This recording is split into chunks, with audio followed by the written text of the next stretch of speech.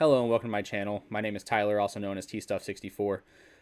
Since it's my first video, I would really like to lay a foundation about what I expect this channel to be and give you guys some expectations as well. I expect this channel to be a game news source for you guys, as well as hardware review for consoles, gameplay reviews, not necessarily gameplay reviews, but game reviews, some gameplay, but mainly news. Also, the news that I share with you guys won't necessarily be specifically that day's news. It might be an accumulative of a couple of days' news, a week's worth of news, but it won't always be from that specific day. I'll also be live streaming from this channel as well. I also stream on Twitch and Facebook Gaming. I will be putting those links down in the description as well as links to my Twitter. If you guys want to, go give me a follow on all those. Really help me out. It's free.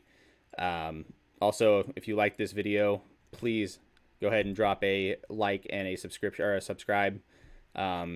Tick that bell if you want to be notified when my videos are released. But without further ado, we'll go ahead and get into the news. Today is February 28th, 2021, and I believe that the biggest piece of news today was the fact that E3 has been canceled. The physical event has been canceled, not the whole thing. They're still planning on streaming it. I'm not exactly sure where they're going to be streaming it at. There's not very much information right now on where they are actually going to be streaming the event at. But I do know that the physical event is canceled. And when they release more information on it, I'll release another video, let you guys know where it's going to be streamed. More information on whether or not they're going to sell tickets. It's going to be free, etc., etc. They're working for broadcasters right now, or working with broadcasters right now to contract them to stream this year's event as well as 2022 and 2023. I'm not exactly sure if that means that 2022 and 2023's live events will be canceled as well. I hope not, because I really hope that we have live events in the future for E3, because I really think that that's an event that gamers should be afforded. I've never been, but I really do want to go, and I plan on going soon, especially if it's not canceled.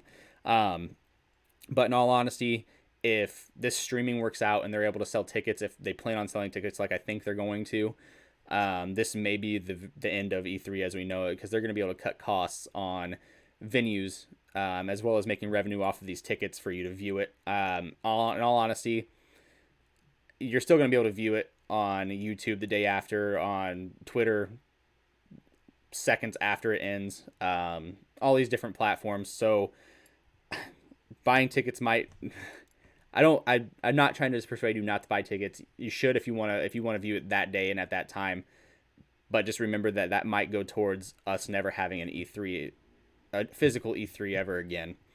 Moving on, some people released, a couple of sources released more information on potentially why Google Stadia was, why it failed. They stated that they spent tens of millions of dollars getting AAA ports, such as Red Dead Redemption 2, to Google Stadia. And when you're a production company, when you're a game producer trying to develop a console that's not already not already completely developed, and you're still trying to bring in games, and you're spending tens of millions of dollars on these ports, you're not making very much money. You're not recouping that tens of millions of dollars just by porting these games in. So you're bound to fail. And it's very unfortunate, because Google Stadia was a very promising thing. It had a good platform. I was excited about it, but we'll never know now. Another reason why is they had 150 employees. And also this program started in November of 2019. So they had 150 employees, and in 2019 they stated that they wanted to hire 2,000 more people over the course of 5 years. So by the year 2024, they wanted to have 2,000 more employees working for them. There was a hiring freeze due to COVID. Google couldn't hire or wouldn't hire anybody. So when you're expecting to have X amount of people at a certain point in your development, and you have a significantly significantly lower amount than what you expected to have, you can't expect those people to do the same amount of work that you were of the people that you were expecting to have. So, and if you're expecting to have 1,500 people by this year, you can't have you can't have 150 people do the same amount of work that 1,500 people would do. It's just not going to happen. Just like if you get to 2024 and you only have 1,000 people and you were planning on having 2,150, there's no possible way that you can have 1,500 people do or 1,000 people do the work of 2,150. It's just not going to happen. It's a very lofty goal, and that's an explanation as to why it may have failed. Like I said, unfortunate, but it does happen, and it's just one of the things that COVID has affected in a negative way, as well as many other things, obviously. Which I don't even think that there's anything positive that COVID has done, but hey, if there is something positive that COVID has done, you can think of it. Drop a comment, I guess. Moving on, Batman is having a Fortnite crossover. They're releasing a 6-part miniseries comic. Again, crossed over with Fortnite. It's going to include several Fortnite characters as well as several Batman characters. If you order the miniseries, you also get a skin in Fortnite. I believe it's a Harley Quinn skin. The first episode or miniseries comic, I guess, releases on April 20th of 2021. And the last part is set to release on July 6th of 2021. Again, links to all of these articles will be in the description below.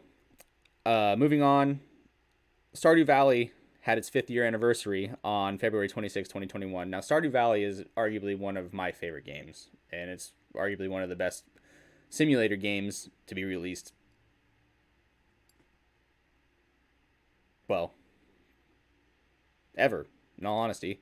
And the fact that it's an indie game is ridiculous. One person developed this game, eventually moving it to a production company, a studio. But still, I highly recommend Stardew Valley. If you haven't played it, do it. If you liked Harvest Moon, if you liked any type of simulators, farming simulators, anything like that, grab a copy of Stardew Valley, play it. Highly recommend it. It's constantly updated. He's working on more updates now. He's also working on another game. I'm not sure when that game will release. Again, that'll be news that I release on this channel as well. That's Concerned Ape, by the way. He's the producer, or the creator of Stardew Valley, I should say. Pokemon had its 25th anniversary yesterday, February 27, 2021. They released a couple of things that really excited me, and I'm going to highlight those really quick. They released plans on Pokemon Brilliant Diamond and Shining Pearl, which are Sinnoh remakes. And those are the base games, the core games of the Pokemon series. I'm always excited for core games of the Pokemon series. I'm not too excited about Pokemon Snap or anything like that. I wasn't really into it when it came out on the Nintendo 64. But core games, always excited about. That's due to release fall of 2021. The thing that I was really excited about, though, and a lot of other people seem to be excited about it as well, Pokemon Legends Arceus was announced. It looks like an open world type game. Not very much information was released, and you couldn't really gather very much information from the trailer. But they did release that it's the events in Legends Arceus is set before Diamond and Pearl. And they also released, at least I believe because of the snippet that they had with the 3 starters, they released the 3 starters. That would be Rowlet, Cyndaquil, and Oshawott. That's due to set to release in 2022, early 2022. I'm super excited about it. I'll keep all information on that's released updated on here as well. But if there's anything that you guys think I missed for these last couple of days, if there's anything you guys want to talk about, leave a comment for me. If you like the news, if you like this channel, if you like the content that I put out, I know it's only the first video, but if you liked it, go ahead and drop a like. Subscribe if you want to. It's free, helps me out. It's greatly appreciated. Hit the bell if you want to be notified whenever I drop a video. Um, my social links will be in the description as well. Um, Thank you for watching. Have a good night, guys.